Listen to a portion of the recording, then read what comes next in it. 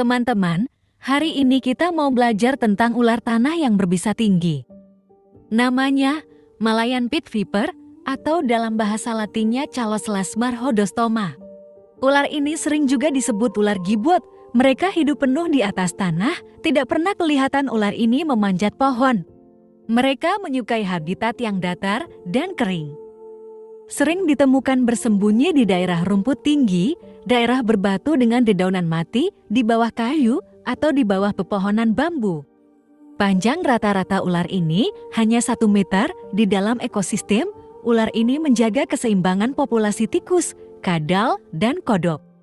Ular Rhodos masuk ke dalam famili Viper, di mana rata-rata ular dalam kelas ini semua bertaring panjang di depan, berbisa tinggi, dan berbahaya untuk manusia.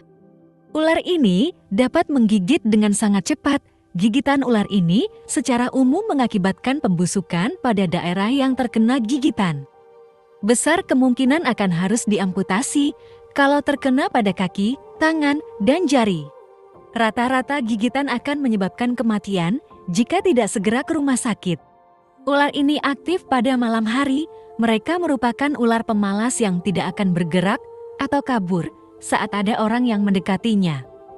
Setelah menggigit, mereka biasanya masih akan berdiam di tempat yang sama. Karena inilah ular ini juga dijuluki sebagai ranjau darat yang senantiasa menjadi jebakan alami untuk manusia.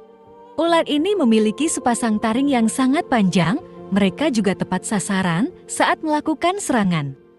Kadang-kadang, mereka juga dapat meloncat, membawa seluruh badannya ke udara.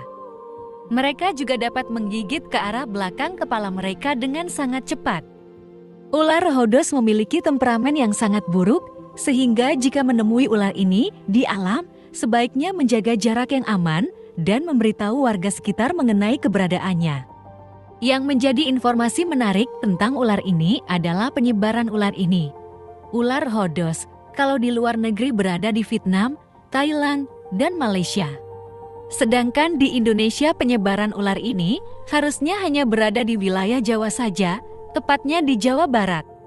Namun beberapa waktu lalu, baru diketahui bahwa ular ini berada di daerah Kendawangan, Ketapang, Kalimantan Barat. Di daerah Kendawangan ular ini dinamakan ular untup yang tak lain adalah ular tanah Rhodos sendiri. Padahal menurut ahli herpetologi di Jawa, ular Rhodos seharusnya tidak ada di Kalimantan, apalagi di Provinsi Kalbar.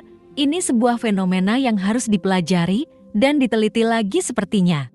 Pas kebetulan, posisi saya ada di Kalimantan Barat, jadi beberapa waktu lalu, begitu mendengar kalau ular ini ada habitatnya di daerah Kendawangan. Saya langsung menghubungi teman yang katanya ada kenalan yang bekerja di daerah sana, dan saya pun pergi menuju Ketapang bersama teman yang di Ketapang menuju daerah Kendawangan. Setelah sampai di sana, kami coba bermalam di daerah sekitar hutan sawit dan hutan karetnya. Di sana datarannya berupa pasir putih. Dengan ditemani satu teman yang juga warga sekitar, kami menelusuri hutannya di malam hari dikarenakan ular ini aktif pada malam hari. Jadi, kalau ingin mencarinya di malam hari tidak terlalu sulit untuk menemukannya. Dengan dibekali air tembakau yang kami lumuri ke seluruh tubuh, kaki, dan tangan, kami juga dibekali sepatu bot tebal, serta tidak lupa alat keselamatan grabstick ular. Berdasarkan info warga sekitar, banyak warga yang jadi korban dari ular ini, namun di Indonesia sendiri sudah ada menyediakan serum anti bisa ular ini.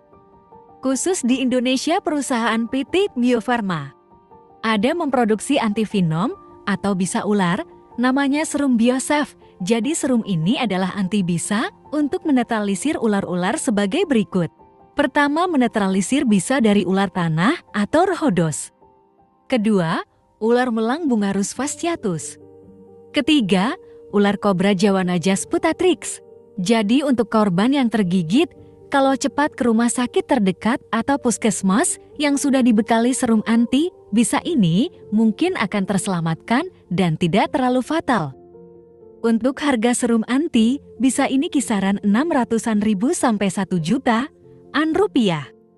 Benar saja, akhirnya pada malam itu, kami yang mencari ular ini ternyata mendapatkan 6 ekor.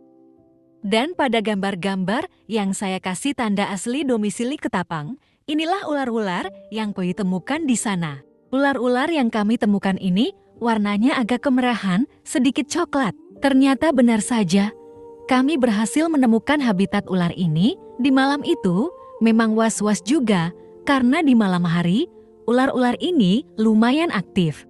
Kami menemukan seekor ular yang dimana pada matanya seperti ada katarak juga.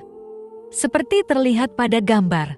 Sampai sekarang masih jadi pertanyaan besar, kenapa ular ini bisa berada di Ketapang dan populasinya begitu besar?